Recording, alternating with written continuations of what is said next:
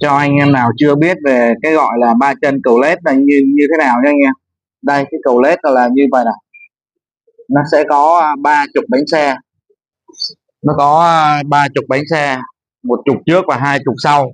Nhưng mà hai trục sau này nó chỉ có một trục là có cầu thôi nha. Đây, nó một cầu này thôi, còn cái trục sau là nó không có cầu nha anh em, nó không có cầu, nó chỉ là như vậy thôi. Đó, như có người thì gọi là cầu lết, có người thì gọi là cầu giả, cầu thật, nhưng mà thường thường người ta hay gọi là ba chân cầu lết nha anh em. Đó, nó là như vậy đó.